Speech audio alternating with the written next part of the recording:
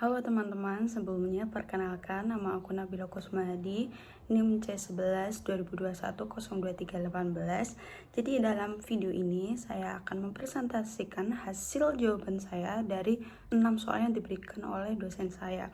Jadi pertanyaan pertama yaitu apa perbedaan translation versus interpreting? Jika translation atau penerjemahan teks itu melibatkan kegiatan membaca dan menulis, seseorang penerjemahan teks akan menerjemahkan dokumen yang tertulis secara akurat, seperti kontrak hukum, dengan waktu yang lebih panjang. Sementara itu, interpreting atau penerjemahan lisan melibatkan kegiatan mendengarkan serta berbicara.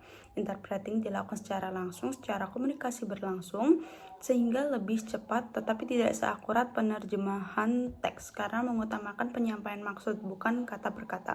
Soal yang kedua yaitu pada dasarnya ada berapa macam interpreting? Jelaskan dan berikan contohnya.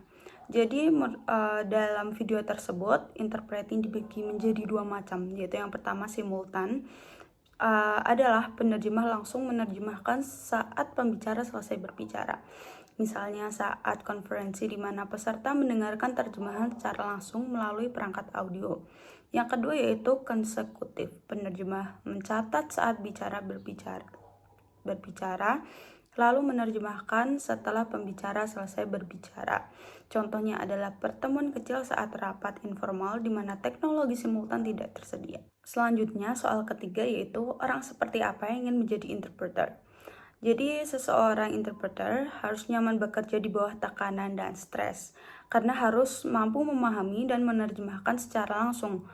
Orang yang menyukai adrenalin, mampu bekerja secara cepat, dan tidak memerlukan waktu untuk mengoreksi hasil kerja, akan cocok dengan profesi ini. Selain itu, mereka harus fleksibel dan siap untuk sering berpergian.